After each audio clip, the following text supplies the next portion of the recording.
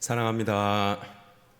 네, 날씨가 많이 추워졌어요. 그래서 감기가 안 났네요. 그래서 오늘 제가 중간중간 기침을 하더라도 여러분 너그러이 이해해 주시길 부탁드리겠습니다. 오늘은 우리가 비록 GBS는 하지 않지만 우리가 나누고 있는 GBS 교재 진도를 따라서 관련된 본문을 여러분과 함께 나누려고 합니다. 하나님께서 사람을 창조하시고 또 지으신 그 사람을 에덴 동산이라는 곳에서 살아가도록 하십니다. 에덴 동산에 하나님께서 사람들이 먹을 수 있는 필요한 모든 것들을 다 마련해 두시고 또 사람은 하나님께서 마련해 두신 그 곳에서 하나님의 명령을 따라 또 하나님의 뜻을 따라 살아가는 곳, 그것이 에덴 동산이었고 우리는 이 에덴 동산을 하나님 나라라고 불렀습니다.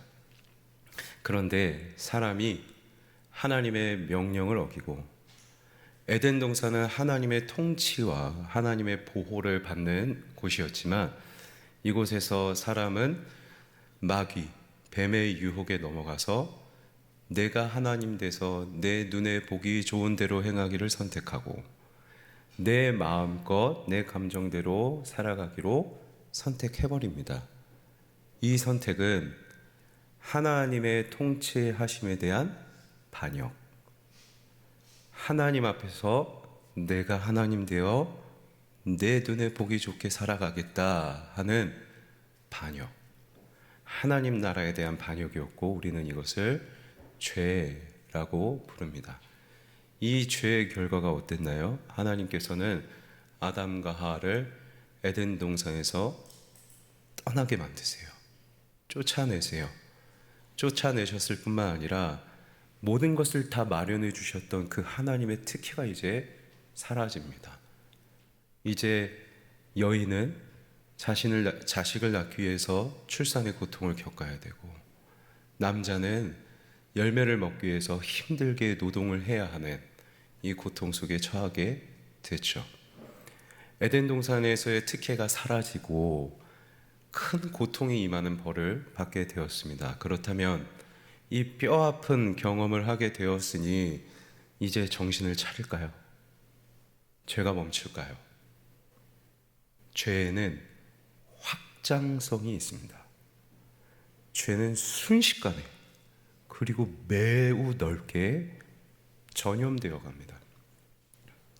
한 사람의 죄가 그 옆에 사람에게 전염되었고 이 두 사람이 지은 죄가 수없이 전염되어 가니 창세기 6장에서는 사람들의 모든 행위가 악하다. 그들의 마음 가운데 있는 모든 계획이 다 악하다라고 말합니다. 하나님께서 사람을 지으시고 야, 생육하고 번성해라, 땅에 충만해라. 하나님을 믿는 사람들이 널리 퍼져서 이 땅에 정말 하나님 나라가 가득하도록 생육하고 번성해라, 충만하라 말씀하셨는데 결과적으로 보니 땅에 충만한 것, 땅에 생육하고 번성된 것은 하나님의 백성과 하나님 나라가 아니라 죄악이었고 악한 계획을 가지고 있는 악한 행위를 하고 있는 사람들, 죄인으로 가득해져 버렸어요. 하나님이 이걸 도저히 이제 보실 수 없는 거예요. 그래서 마음 먹으세요. 이 사람들을 물로 다스리기로 마음을 먹으십니다. 그래서 40일 동안 낮과 밤 주야 구분 없이 하나님께서 비를 쏟아내리세요. 그런데 한 사람, 당대 의롭고 온전하고 하나님과 동행하였던 그 한 사람에게 우리가 잘 알고 있듯이 방주를 지으라고 말씀하십니다. 그리고 그 방주가 완성이 되자 노아와 그의 가족들 그리고 암수, 혈육에 있는 암동물 암수 한 쌍씩을 이 방주 안에 들어가도록 하세요. 그리고 문을 닫으십니다. 문을 닫자마자 동시에 하나님께서 여시는 게 있으니 하늘의 창문을 여세요. 그리고 비가 쏟아지기 시작합니다. 천하의 산이 다 덮일 만큼 비가 쏟아졌으니 남은 생명체는 없습니다. 하나님께서 말씀하신 대로 물로 세상을 다 심판해 버리셨어요. 하지만 그 가운데서 노아와 그의 가족, 그리고 동물들, 방주 안에 있던 자들만 하나님께서 구원하셨습니다. 그런데 우리는 이 방주가 어떤 의미를 가지고 있는지, 또 이 방주 안에 있는 사람들이 결국에는 누구를 가리키는지 우리는 좀 더 구체적으로 살펴볼 필요가 있는데, 이 방주를 히브리어로 보면 테바라고 합니다. 작지 않죠. 나무 상자, 나무로 된 네모난 상자, 이게 테바의 의미입니다. 그런데 이 테바라고 하는 이 히브리어 단어가 구역 성경에 이 방주 하나, 그리고 이 방주 외에 딱 두 군데 더 기록되어 있어요. 이 기록되어 있는 두 가지의 내용을 보면 우리는 이 방주의 의미가 무엇인지, 그리고 방주 안에 있는 사람들이 누구를 가리키는지 우리는 좀 더 잘 알 수 있게 됩니다. 먼저 우리가 잘 알고 있는 모세, 애굽의 바로왕이 이스라엘 민족들이 점점 더 번성해 가는 게 두려워서 태어난 남자아이들을 다 죽이라고 하죠. 모세의 부모가 모세를 잘 숨겼습니다. 하지만 이제 더 이상 숨길 수가 없게 되자 모세를 갈대 상자 안에다가 넣고 강 위로 흘려보냅니다. 여기서 이 갈대 상자가 테바입니다. 이 갈대 상자 안에 있던 모세는 다른 이스라엘의 남자 아이들은 다 죽임을 당했지만 모세만큼은 생명을 보존할 수 있었습니다. 그리고 한 가지 더 있습니다. 이 테바가 의미하는 것이 있는데, 이것은 성전 안에 있는, 성소 안에 있는 언약궤입니다. 화면을 통해 한번 살펴보죠. 예전에도 한번 보여드렸던 그림인데, 이게 지성소 가장 안쪽에 있는 언약궤입니다. 이곳에서 대제사장이 들어가 이스라엘 백성들의 모든 죄를 가지고 하나님 앞에 속죄, 우리의 죄를 용서해 주십시오라고 죄를 용서해달라는 제사를 드리고 죄 용서를 받는 자리입니다. 그런데 이 언약궤 테바 안에는 세 가지의 물품이 있어요. 첫째, 두 돌판 10계명, 둘째, 만나를 담은 항아리, 셋째, 아론의 쌍난 지팡이입니다. 이 세 가지에 관련된 이야기들을 시간상 다 일일이 말씀드릴 수는 없고, 결론적으로 말씀드리면 이 세 가지는 모두 다 사람의 탐심, 그리고 하나님에 대한 반역심으로 지은 죄의 행위들을 다 담고 있어요. 십계명을 만들 때 금송아지 만들었죠. 만나는요, 하나님이 하루에 먹을 양만 만들어라, 가져가라 했는데 2, 3일치 먹을 것 욕심 부려서 다 가져가요. 이 안에 사람의 죄악과 욕심이 다 가득해요. 그리고 저 위에 그룹이라고 해서 천사가 아래로 내려다보고 있습니다. 화면을, 천사가 아래로 내려다보고 있는 것은 그 천사를 통해 하나님께서 그 아래를 내려다보시는 것이고, 결국에는 사람의 지은 마음과 행위의 모든 죄악을 하나님이 다 지켜보고 계시는 거죠. 하나님은 죄악을 그냥 그대로 두시는 분이 아니시고, 죄악은 반드시 심판하셔야 되는 분이세요. 공의의 하나님이시기 때문에. 그래서 사람은 우리 안에 있는 마음과 행위의 죄악의 결실로 말미암아 심판받아 마땅합니다. 하지만 대제사장이 이때 들어가서 어린 양의 피를 제단 위에다 뿌립니다. 이 피가 언약궤를 덮고 이 피가 두 그룹 천사의 눈을 가립니다. 그래서 피가 덮은 그 죄악들을 더 이상 하나님께서 바라보지 않으시고 속죄, 그 어린 양의 피로 말미암아 이스라엘 백성들의 죄를 용서하시는 속죄의 제사가 이때 일어납니다. 방주, 그리고 갈대 상자, 그리고 언약궤, 이 세 가지의 테바에는 공통점이 한 가지가 있습니다. 이것은 방주는, 이 테바는 모든 사람들이 다 하나님의 물로 피로 내리신 심판에 죽었지만 방주 안에 있는 사람들만이 구원을 받았습니다. 그렇죠? 모든 애굽에 태어난 이스라엘 백성들의 남자 아기들은 다 죽임을 당했지만 갈대 상자 안에 있던 모세만이 살았습니다. 모든 사람은 자신의 죄로 말미암아 죽임, 하나님께 심판을 받아 마땅하지만 언약궤 위에 피로 덮이는 이 속죄 제사를 드린 사람들은 하나님 앞에서 그 죄가 사함을 받고 생명을 보존할 수 있었습니다. 이 테바에 담긴 공통점 한 가지, 이것은 방주 그것이 유일한 구원의 통로라는 거예요. 사람의 죄에서 죄로 말미암아 죽어 마땅한 사람이 유일하게 구원받을 수 있었던 통로가 바로 방주 안에 담겨진 의미. 그런데 이 세 가지의 공통점, 테바를 잘 가만히 들여보면 유일한 구원의 통로, 그리고 피로 덮어서 죄를 사하는 이 유일한 구원의 통로, 이 테바가 가리키는 한 사람이 있습니다. 예수 그리스도예요. 이 방주가 가리키는 것은 바로 예수 그리스도.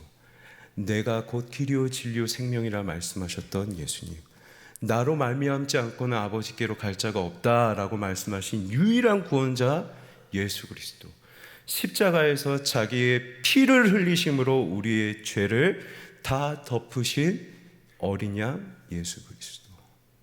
그래서 이 방주 테바가 의미하는 것은 그리스도 예수.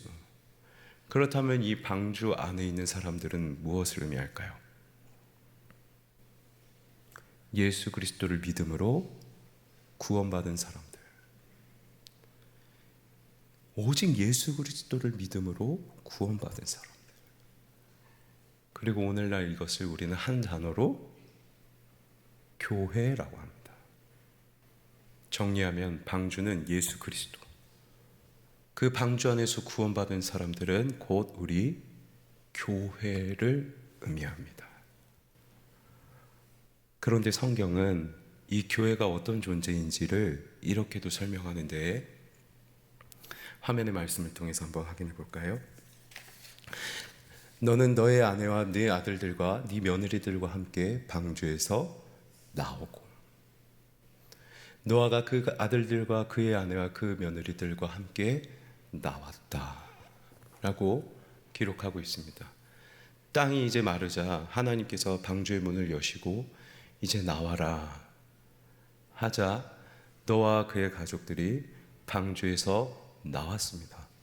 근데 단순히 여기 이 나왔다는 단어에 그냥 문을 열고 안에서 밖으로 이동했다라는 의미만 있지는 않습니다. 이 나왔다라는 단어, 이 히브리어 단어가 창세기의 다른 곳에도 기록되어 있는데 어디에도 기록되어 있는지 한번 이어지는 말씀을 통해서 확인해 볼까요? 여호와 하나님이 땅의 흙으로 사람을 지으셨다. 하나님의 손에서 사람이 나왔다. 하나님이 지으셨다. 생기를 그 코에 불어넣으시니 사람이 생명이 되니라. 단순히 방주의 문을 열고 나온 것은요, 사람이 그냥 안에서 밖으로 나온 게 아니라 방주에서 문을 열고 나오는 순간 하나님에 의해서 새 사람으로 창조돼서 나온 거예요. 방주 안에 있으면서 이들이 변화를 겪고 방주에 들어가기 전과 다른 방주 안에서 새 사람으로 변화되어서 창조되어서 나왔다. 이게 나왔다라는 단어입니다. 그래서 사도 바울은 고린도 후서에서 이와 같은 맥락으로 이렇게 기록하고 있는데 화면의 말씀을 통해 확인하죠. 그런즉 누구든지 그리스도 안에 있으면, 아까 전에 방주가 예수 그리스도를 의미한다고 했잖아요. 이 예수 그리스도 안에 있던 사람들이 나왔다. 새롭게 창조되었다. 그래서 사도 바울이 이렇게 기록해요. 그리스도 안에 있으면 새로운 피조물이라. 새롭게 지음받았다. 이제는 새 사람이다. 이전 것은 지나갔으니 보라 새 것이 되었다. 이게 교회의 정체성이라는 거예요. 여러분 오해하시면 안 돼요. 교회의 정체성이란 단지 예배드리고, 이 교회라는 우리가 소위 예배당이라고 규정하는 이 건물 안에 들어와서 예배 행위를 드리는 사람을 교회라고 정의하지 않습니다. 교회의 정체성을 분명히 하셔야 돼요. 교회인 우리는 예수 그리스도 안에서 새롭게 지음받은, 이전과 다르게 새롭게 창조된 사람이 교회예요. 여기서 새롭다라는 것은 없던 것이 새로 생겼다라는 의미보다는 완전히 다르다는 거예요. 기존에 있던 것들과 완전히 다른 개념, 완전히 구별된 개념. 그래서 교회는 세상과 다르게 살아가는 사람들이에요. 세상의 가치와 세상의 기준과 세상의 문화와 완전히 구별되어서 새롭게 살아가는 것이 새로운 피조물, 새 것인 교회. 그렇다면 이 세상의 기준과 세상의 문화와 완전히 다른 방향으로 살아가는 것이 교회라면, 그렇다면 그 교회의 삶의 방향, 그 교회가 살아가는 모습은 어떤 모습일까? 우리가 앞서 살펴본 방주에서 나왔다라는 단어가 히브리어로 야차라는 단어인데, 이 단어에는 또 한 가지 의미가 있습니다. 그 의미가 무엇이냐면 항복했다는 의미예요. 새 사람으로 지음받아서 나오면서 동시에 하나님 앞에 항복하면서 나오는 거예요. 그도 그럴 것이 방주 안에는 방향키가 없습니다. 방주 안에 있는 순간 하나님이 이끄시는 대로 살아가야 돼요. 그냥 하나님이 이끄시는 대로 목적지가 어디인지 모른 채, 어느 방향으로 끌려가는지 모른 채 그냥 하나님이 인도하시는 대로 따라갈 수밖에 없어요. 방주 안에서 이걸 훈련받고, 방주 안에서 이걸 깨닫고, 아, 교회는 하나님 믿는 사람은 오직 하나님이 이끄시는 대로 살아가는구나, 인생의 방향길을 하나님께 있구나, 이것을 깨닫고 나와서 항복하는 거죠.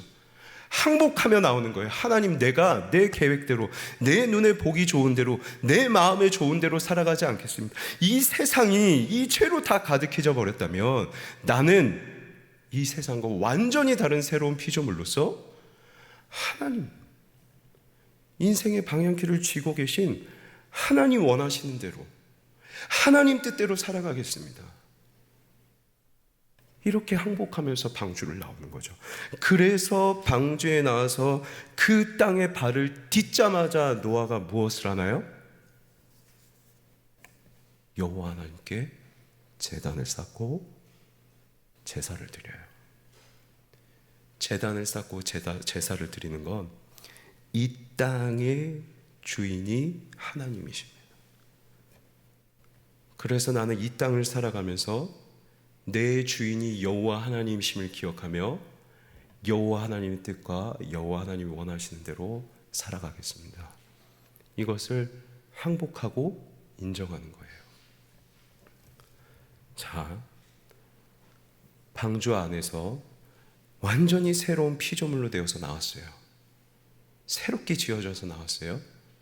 그리고 나오면서 이제 하나님의 뜻대로 원하시는 대로 살아가겠다고 항복했습니다. 그래서 제단을 쌓았습니다. 그럼 이제 알아야 되는 게 있죠.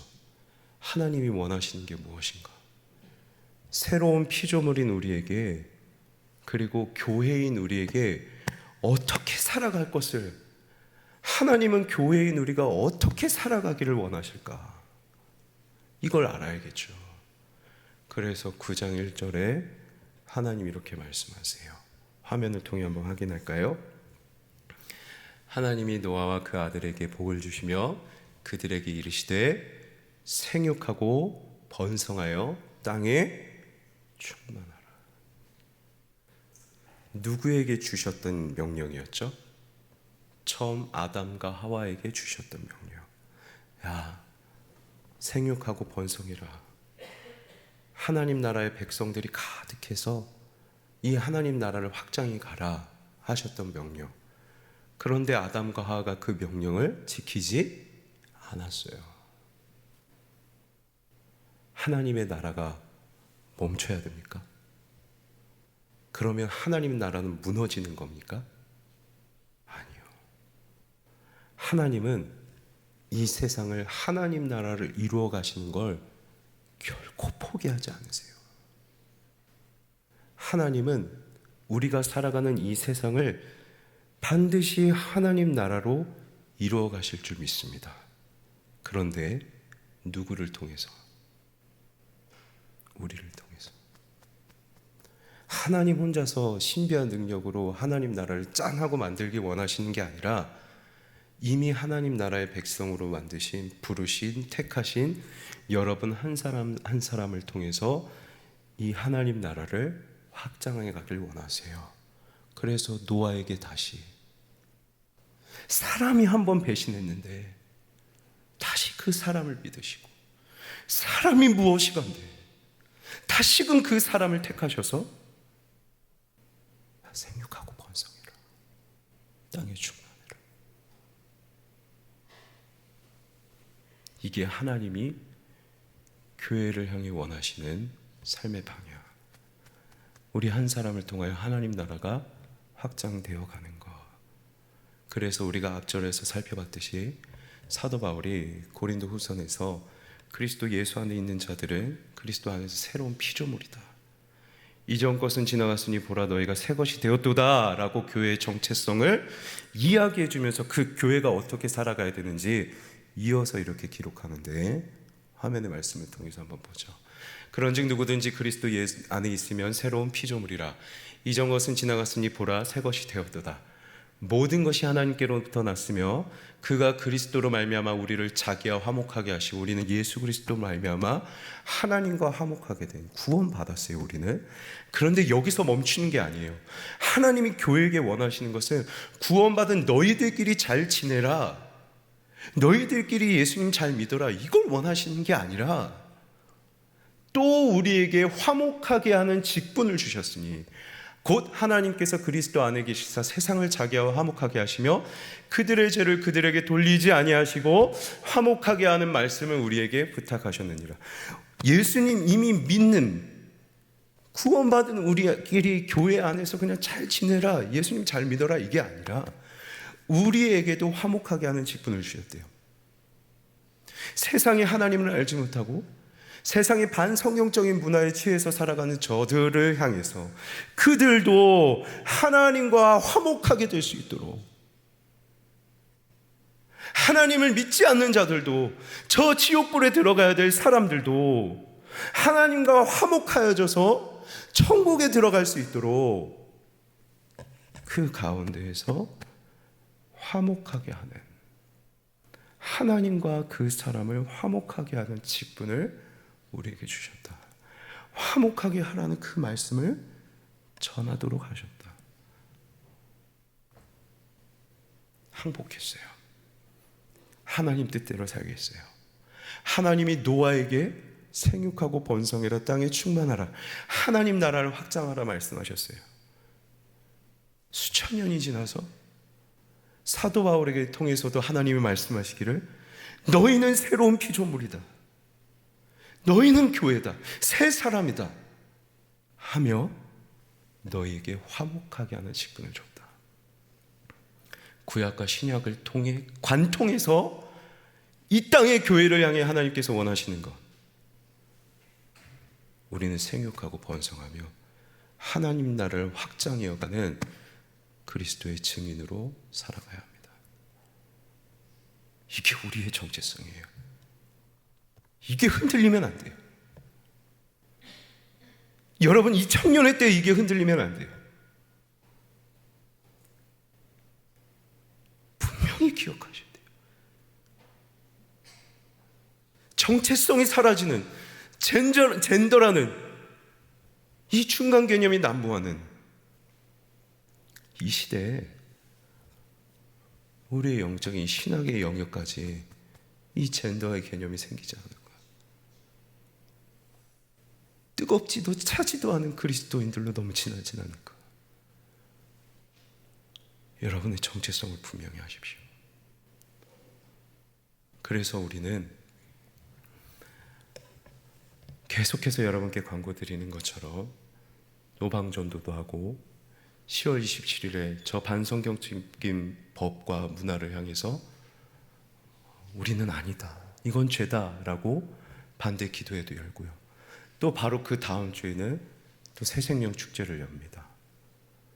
노방전도 하면서 비록 우리는 전도지 하나를 나눠주겠지만 또는 그 전도지가 땅에 떨어져 있는 것을 볼지언정 우리는 그냥 우리에게 주신 그 우리 정체성을 향해 주신 하나님의 명령이 있기 때문에 그 명령을 따라 화목하게 하는 직분을 감당하기 위해 노방전도를 합니다.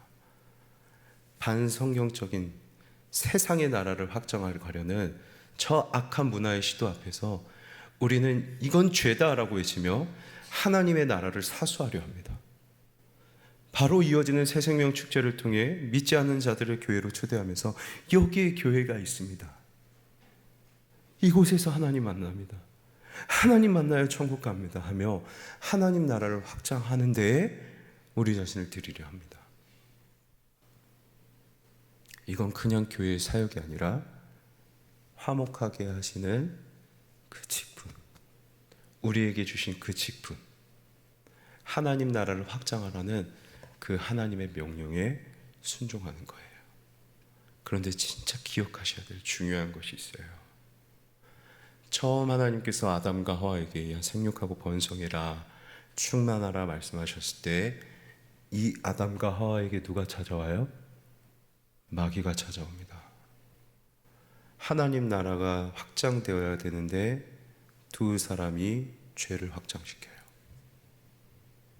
노아의 경우는 어떻게 했을까요? 노아에게도 하나님께서 생육하고 번성하라, 땅에 충만하라. 마귀가 그냥 들을까요?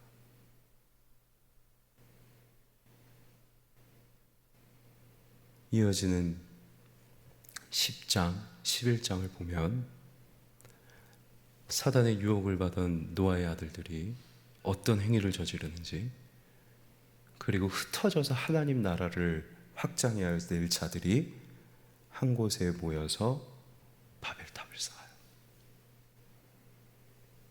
흩어져서 하나님의 영광을 드러내야 될 자들이 모여서 우리도 하나님처럼 되려 합니다 하며 바벨탑을 쌓아요.